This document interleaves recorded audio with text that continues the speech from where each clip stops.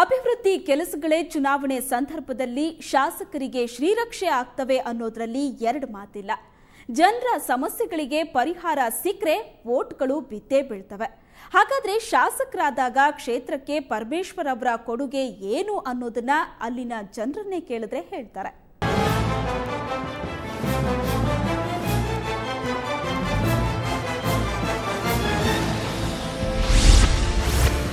ಕೊರಟಗೆರೆ ಕ್ಷೇತ್ರ ಹೇಗಿದೆ? ಅಭಿವೃದ್ಧಿ ಕೆಲಸಗಳು ನಡೆದಿವೆಯಾ? ನಂಜುಂಡಪ್ಪ ವರದಿ ಪ್ರಕಾರ ರಾಜ್ಯದ ಹಿಂದುಳಿದ ತಾಲೂಕುಗಳಲ್ಲಿ ತುಮಕೂರು ಜಿಲ್ಲೆಯ ಕೊರಟಗೆರೆಯೂ ಸೇರಿದೆ. ಶಾಸಕರಾದವರು ಜನರ ದೈನಂದಿನ ಸಮಸ್ಯೆಗಳಿಗೆ ಸ್ಪಂದಿಸಬೇಕು, ಬೆಂಬಲಿಗರಿಗೆ ಬೆಂಬಲವಾಗಿ ನಿಲ್ಲಬೇಕು. ಆದರೆ ಪರಮೇಶ್ವರ್ ಕೊರಟಗೆರೆ ಕ್ಷೇತ್ರವನ್ನ ಅಭಿವೃದ್ಧಿ ಮಾಡದೆ, ಕ್ಷೇತ್ರದ ಜನತೆಯ ಕಷ್ಟಗಳಿಗೆ ಸ್ಪಂದಿಸದೆ ಕೇವಲ ಸರ್ಕಾರದ ಮೇಲೆ ಆರೋಪ ಹೊರಿಸುವುದರಲ್ಲೇ ತಮ್ಮ ಅವಧಿ ಪೂರ್ಣಗೊಳಿಸುತ್ತಿದ್ದಾರೆ ಅನ್ನೋ ಆರೋಪಗಳನ್ನ ಅವರ ವಿರುದ್ಧ ಸ್ಪರ್ಧಿಸಿರೋ ಅಭ್ಯರ್ಥಿಗಳು ಮಾಡುತ್ತಿದ್ದಾರೆ. ಈ ಹಾಲಿ ಶಾಸಕರು ಕೆಪಿಸಿಸಿ ಅಧ್ಯಕ್ಷರು ಏನು ಇವತ್ತು ಮುಖ್ಯಮಂತ್ರಿ ಅಂತ ಬಿಂಬಿಸ್ಕೊಂತವ್ರೆ, ಅದು ಅವ್ರ ಕನಸಿನ ಮಾತಿದು. ಈ ಕ್ಷೇತ್ರದಲ್ಲಿ ಅವರೇ ಕೆಲವು ಪತ್ರಿಕೆಯನ್ನು ಹೇಳಿಕೆ ಕೊಟ್ಟಿದ್ದಾರೆ, ನಾನೇನು ಅಭಿವೃದ್ಧಿ ಮಾಡೋಕ್ಕಾಗಿಲ್ಲ, ಅಭಿವೃದ್ಧಿಯಲ್ಲಿ ನಾನು ಹಿಂದುಳಿದಿದ್ದೀನಿ. ಅವರು ಬಂದಿರತಕ್ಕಂಥ MLA ಗ್ರಾಂಟನ್ನು ವಾಪಸ್ ಹೋಗಿದೆ.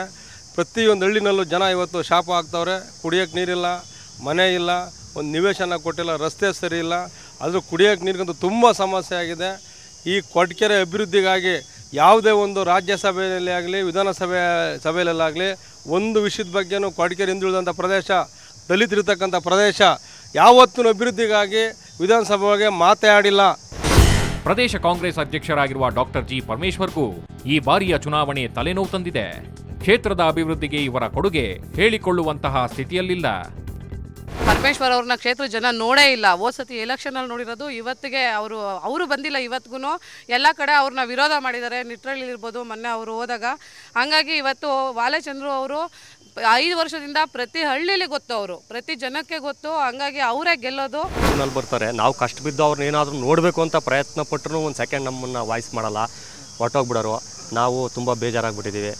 ಏನು ಊರುಗಳಲ್ಲಿ ಒಂದು ಚೂರು ಒಂದು ಧಾನ್ಯಕ್ಕೆ ಒಂಚೂರು ಮೇವ, ಒಂಚೂರು ನೀರ, ಒಂದು ಯಾವುದೋ ಒಂದು ಹಳ್ಳಿ ಒಳಗೆ ಏನೋ ಒಂದು ಚರಂಡಿ ಪ್ಲಾಟಿಂಗ್ಸ್ ಏನೂ ಇಲ್ಲ. ಈಗ ಮೊನ್ನೆ ರೀಸೆಂಟಾಗಿ ಮಾಡಿದ್ದಾರೆ, ಮಲ್ಲೇಶ್ಪುರ ಕೆರೆಯಲ್ಲಿ ಉಂಡ್ಲೆತ್ತೀವಿ ಅಂತ ಹೇಳಿ 12 JCB ಬಂದಿದ್ದಾವೆ. 5 ಲಕ್ಷ ರೂಪಾಯಿ ಗ್ರಾಂಟ್ ಅಂತೆ. 2 ದಿವಸ ಎತ್ಕೊಂಡು ಹೊರಟೋಗ್ಬಿಟ್ಟವನೆ, ಫಿನಿಶ್ ಆಗೋಯ್ತು ಅಂತ. 5 ಲಕ್ಷದ ಗ್ರಾಂಟ್ 2 ದಿವಸಕ್ಕೆ ಮುಗೀತಾ, 13 JCB ಲೆಕ್ಕ ಇಟ್ಕೊಂಡಿದ್ದೀನಿ. ಈ ಥರ ಮಾಡ್ತಾರೆ, ಏನು ಪ್ರಯೋಜನ ಇಲ್ಲ. ಆದರೆ ವಲ್ಚಂದ್ರ ಮನೆ ಸ್ಪಂದಿಸಿದ್ದಾರೆ, ಮುಂದೆ ದಿನಗಳಿಂದಲೂ ಸ್ಪಂದಿಸಿದ್ದಾರೆ. ನನ್ನ ಮಕ್ಕಳಿಗೆಲ್ಲ ವಿದ್ಯಾಭ್ಯಾಸಕ್ಕೂ, ಸಾರ್ವಜನಿಕರು ಹುಡುಗರಿಗೂ ಎಲ್ಲರಿಗೂ ಸೀಟ್ಗಳು ಸ್ಕೂಲ್ಗಳಿಗೆಲ್ಲ ಸಪೋರ್ಟ್ ಮಾಡಿ ಕೊಡಿಸಿದ್ದಾರೆ. ನಾವು ಯಾವುದೋ ಇಸ್ಕೊಂಡು 5-6 ಸರಿ ಬಂದಿದ್ದೀವಿ ಪರಮೇಶ್ವರ್ ನೋಡಬೇಕು ಅಂತ. ಸುಮ್ಮನೆ ಕಣ್ಣೊಳಗೆ ಒಂಚೂರು ರೆಪ್ಪೆ ನೋಡಿದ್ದೀವಿ ಹೊರತು ಆ ಥರ ಸ್ಪಂದಿಸಿ ಮಾತಾಡ್ಸೋಕ್ಕೂ ಆಗಲಿಲ್ಲ. ಹಿಂದೆ ಹುಲಿಕುಂಟೆ ತೊರೆ ಹತ್ರ ಎಲ್ಲ ಕರೆಸರು, ನಮ್ಮನ್ನೆಲ್ಲ ವೀರಶೈವರನ್ನ ಅಂತ ಕರೆದು ಸಂಭಾಷಣೆ ಮಾಡ್ಯಾರು. ನಿಮ್ಗೆ ಏನು ಬೇಕು ಸಪೋರ್ಟು, ನಿಮಗೆಲ್ಲ ಮಾಡ್ತೀವಿ ಅಂದರು. ಯಾವುದೂ ಮಾಡಲಿಲ್ಲ, ಏನೂ ಇಲ್ಲ. ಇವತ್ತು ಎಲೆಕ್ಷನ್ನಾಗ ತಿರುಗಿ ನೋಡ್ತಾ ಇದ್ದೀವಿ. ನೀರು, ಮೂಲಭೂತ ಸೌಕರ್ಯ, ರಸ್ತೆಗಳ ಅಭಿವೃದ್ಧಿ ನಿರೀಕ್ಷೆಯಂತೆ ಆಗಿಲ್ಲ. ಮುಖ್ಯಮಂತ್ರಿ ರೇಸ್ನಲ್ಲಿರೋದ್ರಿಂದ ಕೆಲವರು ಪರಮೇಶ್ವರ್ಗೆ ಒಲವು ತೋರಬಹುದು. ಸ್ಕೂಲ್ ಮಕ್ಕಳಿಗೆಲ್ಲ ಸೈಕಲ್ಲು ಮತ್ತು ಊಟ ಮತ್ತು ಭಾಗ್ಯಲಕ್ಷ್ಮಿ ಯೋಜನೆ ಅವೆಲ್ಲ ಕೊಟ್ಟಿದ್ದಾರೆ. ಅದರಿಂದ ಅವ್ರು ಬಂದರೆ ನಮ್ಮ ರಾಜ್ಯಕ್ಕೆ ಒಳ್ಳೆಯದಾಗುತ್ತೆ ಅಂತ ನನ್ನ ಅನಿಸಿಕೆ. ಇನ್ನು ಸಿದ್ದರಾಮಯ್ಯ ಕೂಡ ಸಿಎಂ ರೇಸ್ನಲ್ಲಿರೋದ್ರಿಂದ ಕುರುಬ ಜನಾಂಗದವರು ಸದ್ಯದ ಮಟ್ಟಿಗೆ ಮತ ಹಾಕಲು ಮೀನಾಮೀಷ ಎಣಿಸುತ್ತಿದ್ದಾರೆ. ಪರಮೇಶ್ವರ್ ಸಾಮಾನ್ಯ ಜನರಿಂದ ದೂರ ಅನ್ನೋ ಆರೋಪಗಳು ಕೈಗೆ ಮೆತ್ತಿಕೊಂಡಿವೆ.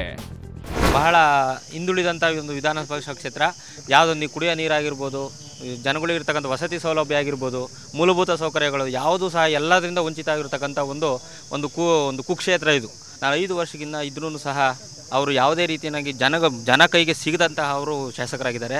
ಅವ್ರನ್ನ ನೋಡಬೇಕು ಅಂದರೆ 5ರಿಂದ 10 ಸಾವಿರ ಇಟ್ಕೊಂಡು ಹೋಗಬೇಕು ಅಂದರೆ ಅವರಲ್ಲಿ ಹೊರಗಡೆ CC ಕ್ಯಾಮ್ರಾ ಇಟ್ಟಿದ್ದಾರೆ.